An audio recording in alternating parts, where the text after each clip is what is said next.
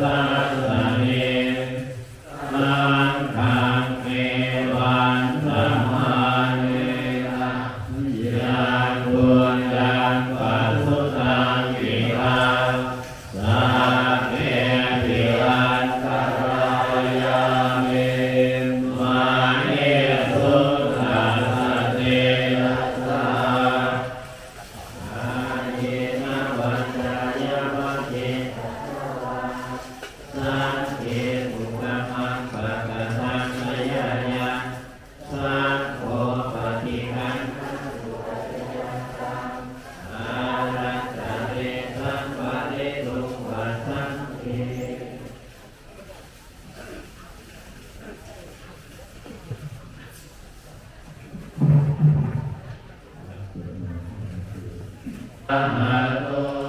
สัมมาสัมพุทธัสสะนะโมตัสสะภะคะวะโตอะระหะโตสัมมาสัมพุทธัสสะยะถาวะเตระวิปุรานะภะคะหันจะภะคะลา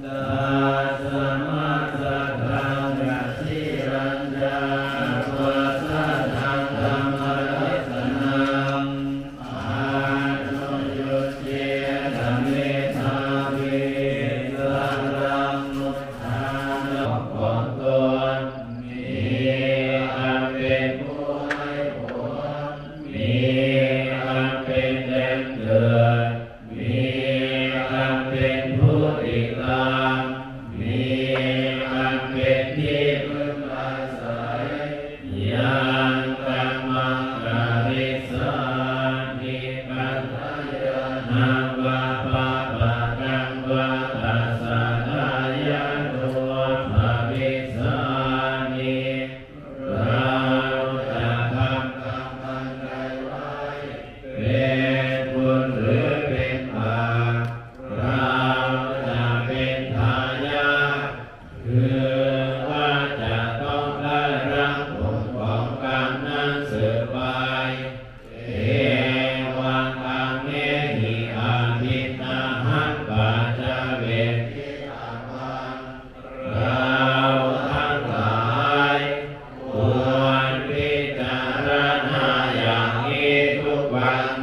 วันเถิ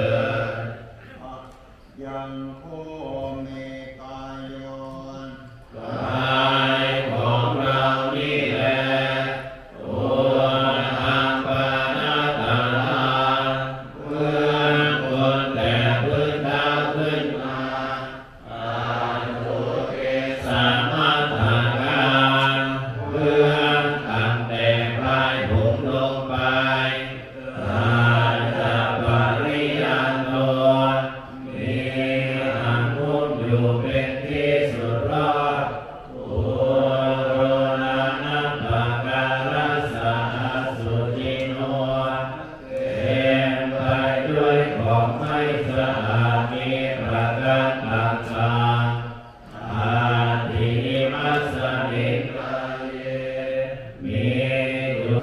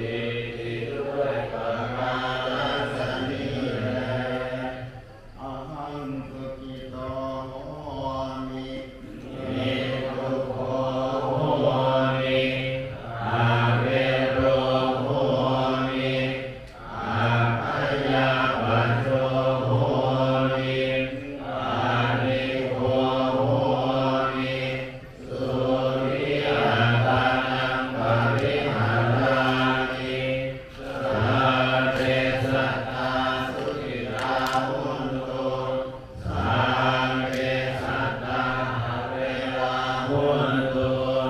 สัพเพสัตตาอัพพยาปัชชาโหนตุสัพเพสัตตาอนิฆาโหนตุสัพเพสัตตาสุขีอัตตานังปริหารันตุสัพเพสัตตาสัพพะทุกขาปะมุจจันตุสัพเพสัตตานัตถสัมปติโตมาวิกัจฉันตุสัพเพสัตตาธัมมัสสะกังกัมมะดายาตาปิสันติสัมเมนัตตาสระหุนตุอาเวราสุขาชีวิโนขอให้สัตว์ทั้งหลายอย่าได้มีเวรแก่กันและกันเลยจ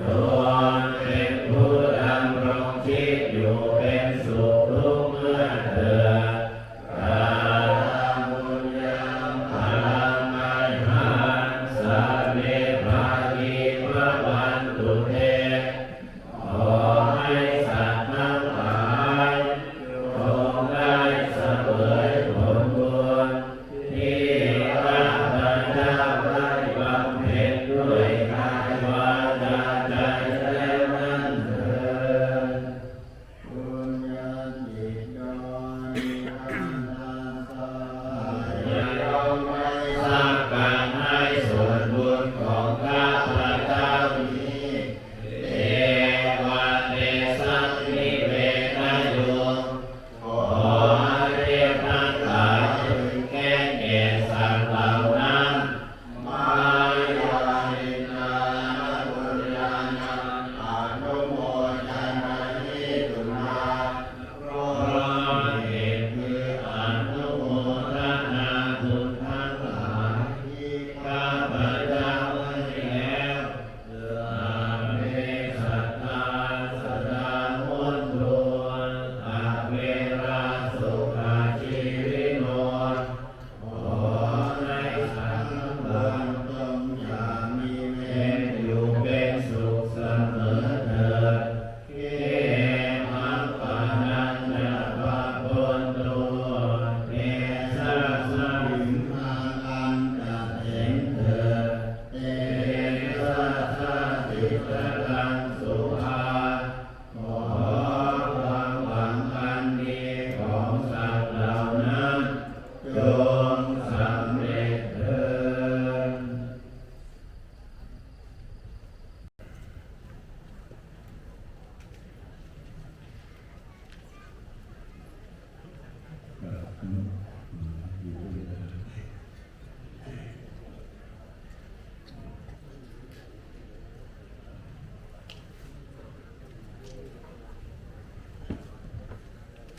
ต่อไปก็ทำดีนะครับ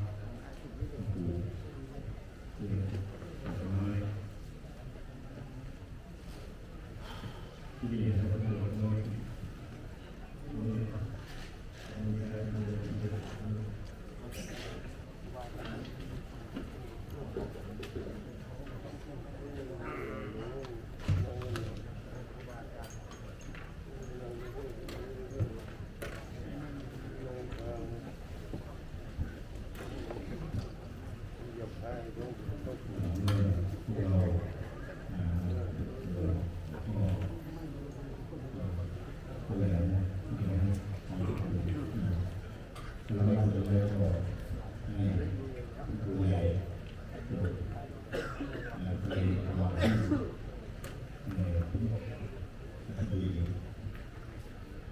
ขอพระโอ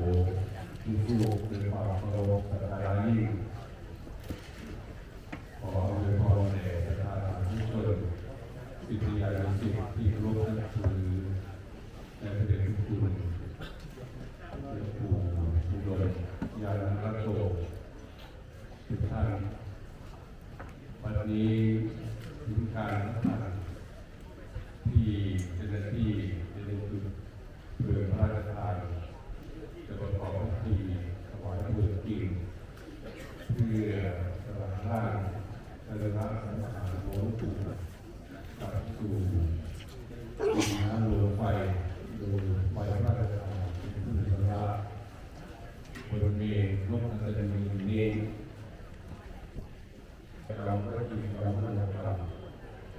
ด้วยเจตนาและไม่เจตนา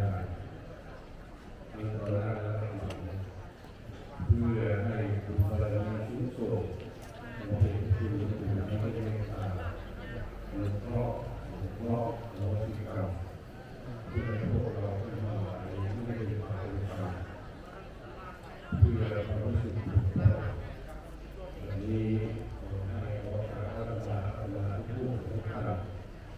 ได้กล่าวคำนมัสการพระรัตนตรัยพระบาทขอมาเป็นการอันนามิยังภัสสะภะคะวะโตอะระหะโตเส ตัสสะภะคะวะโตอะระหะโตสัมมาสัมพุทธัสสะนะโมตัสสะภะคะวะโตอะระหะโตสัมมาสัมพุทธัสสะนะโมตัสสะภะคะวะโตอะระหะโตสัมมาสัมพุทธัสสะ มหาเทเร ธรรมาเทนะดาวารัตเยนะกตังสัพพังอปาราทังธัมมตุโนพันเตมหาเทเรปมาเดนะดาวารัตเยนะกตังสัพพังอปาราทังธัมมตุโนพันเต มหาเทเรปมาเดนะดาวารัตเยนะกตังสัพพังอปาราทังธัมมตุโนพันเต กับมัดอีกับสี่มโนกับสามที่พวกเราทั้งหลายได้ประมาทพลาดพลั้งล่วงเกินต่อเพศคุณหลวงปู่ขอให้หลวงปู่ได้เมตตา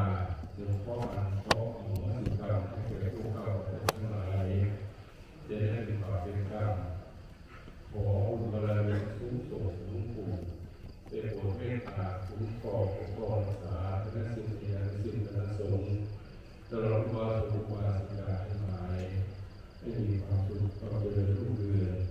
เจริญรุ่งเรืองในธรรมในดวงตาที่ผ่านผิวเป็นแล้วทุกประการด้วยเถิดสาธุ